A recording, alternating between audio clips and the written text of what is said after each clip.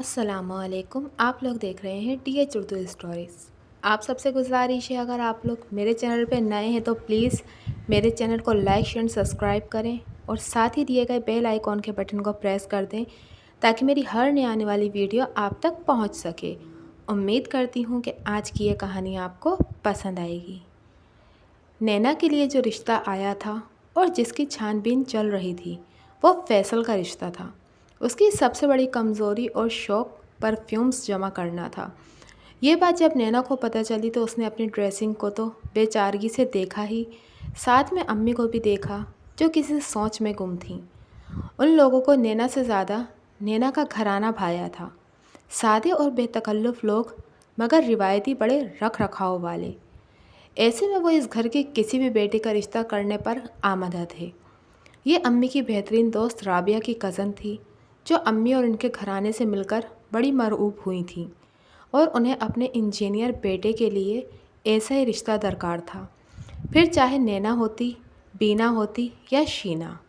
अब तीनों बहनों में बड़ी नैना थी, तो अम्मी का ख्याल था कि उसके ही रिश्ते की बात चलाई जाए। लेकिन अब जो फैसल का शौक़ सामने आया तो अम्मी सारा घर ही परेशान था। उसकी ड्रेसिंग नीचे से ऊपर तक पूरी परफ्यूम से भरी होती है और इतना तेज़ परफ्यूम लगाता है कि मज़ा आ जाता है। महंगा सस्ता हर किस्म का ब्रांडेड परफ्यूम उसकी ड्रेसिंग की ज़ीनत थे। यह फरहाद था जो फैसल से मिलकर आया था। उसे खुशबू का शौक़ था और मैं एक चलती फिरती बदबू हूँ। आप यहाँ मेरा रिश्ता कर रही हैं जो पहले दिन ही उस वजह से मुझे घर से निकाल देगा कि मुझसे इतनी बदबू आती है। नैना ने रोना शुरू कर दिया। हम सारे टोटके आजमा लेंगे, किसी से तो अफादा होगा ही। अम्मी ने उसे तसल्ली दी और शीना को साथ लगाकर नेट किताबें सब खंगाल लिया कि इस बदबू से जान छुड़ाने का कोई तो हल होगा। फिटकरी को पानी में घोलकर बगलों में लगाने से बदबू चली जाती है। ये कुदरती तौर से एंटीसेप्टिक भी होती है। नैना ने फ़ौरन फरहाद से फिटकरी मंगवाकर पिसवा ली और नहाने के बाद लगाना शुरू कर दी।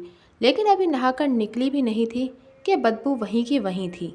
कोई फ़ायदा नहीं हुआ इससे, अभी नहाकर निकली हूँ और वही हाल है। उसने मायूसी से अम्मी को देखा। सोडा पानी में डालकर लगाने से भी फ़ायदा होगा और नींबू भी मल लो। शीना ने एक नया हल बताया।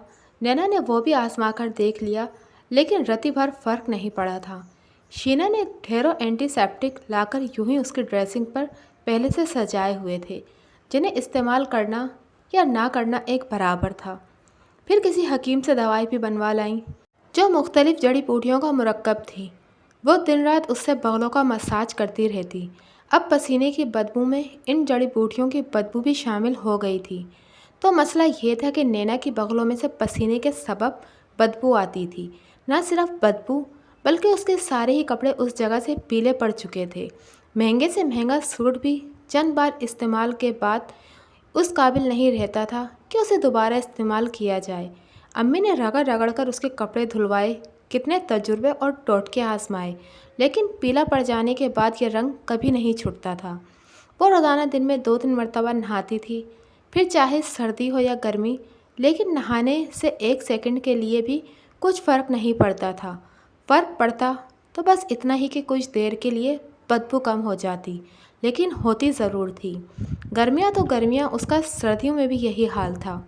मौसम की तब्दीली भी कहीं कोई तब्दीली नहीं लाती थी। हम किसी स्किन स्पेशलिस्ट के पास चलते हैं। फरहाद, तुम किसी बहुत अच्छे स्किन स्पेशलिस्ट का पता करवाओ। फरहाद ने 2 दिन खूब ही झक मारकर पता करवा दिया और अपॉइंटमेंट भी ले डाली।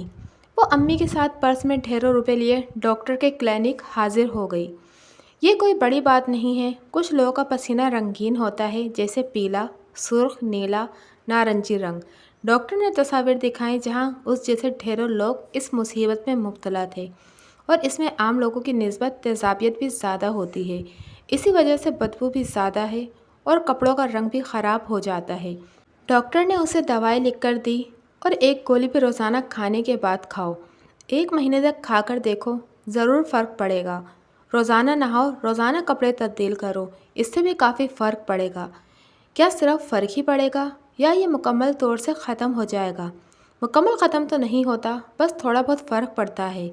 अब थोड़ा या बहुत, ये तो इलाज ही से पता चल रहा था। हज़ारों की दवाई आ गई थी और हज़ारों ही फीस पर लग गए। नैना एक नई उम्मीद के साथ लौटी थी। जैसा डॉक्टर ने कहा उसने वैसा ही किया, लेकिन नतीजतन कोई भी फ़र्क पड़ता दिखाई नहीं दे रहा था। कुछ वक्त इंतज़ार करके देख लो, क्या पता आहिस्ता आहिस्ता फ़र्क पड़ जाए। अम्मी ने उसे तसल्ली दी। महीना उसने गुजार लिया, लेकिन मसला जू का तू ही रहा। इतना पैसा अलग लग गया और हासिल कुछ भी नहीं था। अम्मी, उसका कुछ नहीं होने वाला। आप मेरी शादी किसी और से कर दें, लेकिन उससे नहीं जिसकी कमज़ोरी ही खुशबू हो। वो मायूसी और बेबसी से अम्मी को कह रही थी। इतना अच्छा रिश्ता है, इनकार करते दिल पर हाथ पड़ रहा है। रिश्ता अच्छा है, लेकिन जब एक नापसंदीदा मसले से दो चार होगा तो यही रिश्ता बुरा हो जाएगा अम्मी। उन लोगों ने हमारे ख़ानदान से रिश्ता करना है, चाहे वो मेरी सूरत हो या किसी और की सूरत। तो आप बीना को रिश्ता कर दें, लेकिन मुझे यहाँ शादी नहीं करनी। मैं सारी ज़िंदगी किसी की नज़रों में नापसंदीदगी नहीं देख सकती, इसलिए, और ना ही इसमें कॉम्प्लेक्स के साथ रह सकती हूँ। अम्मी ने फिर उन लोगों से नैना के बजाय बीना के रिश्ते की बात की थी। उन्हें पहले कोई एतराज़ नहीं था, अब क्या होता, और यूँ नैना के बजाय बीना का रिश्ता तय हो गया। नैना इस बात पर कुछ दिन उदास ज़रूर रही कि उससे छोटी बहन की शादी होने जा रही है, लेकिन फिर जल्द ही उदासी के इस फेज से बाहर भी निकल आई। बीना की शादी बड़ी धूमधाम से की गई। दोनों तरफ से तैयारी और इंतजामात शानदार रहे। शादी के बाद बीना जो कुछ दिन मैके रहने आई तो अम्मी के पूछने पर मुंह बनाते हुए बताने लगी, फैसल को परफ्यूम्स का शौक़ है, तरह तरह के परफ्यूम्स खरीद रखे हैं और एक ही वक्त में कई परफ्यूम्स लगा लेते हैं। लेकिन जानती हैं क्यों? क्योंकि उन्हें भी नैना वाला मसला है और इसी मसले से निपटने के लिए वो ढेरों परफ्यूम्स इस्तेमाल करते हैं। इससे तो बेहतर था कि आप नैना की शादी ही उससे कर देती। मुझे कहाँ फंसा दिया आपने। अम्मी ने बीना की बात पर तासुफ का इजहार किया और बाहर से आती नैना दिल महसूस कर वापस लौट गई, मगर अब क्या हो सकता था।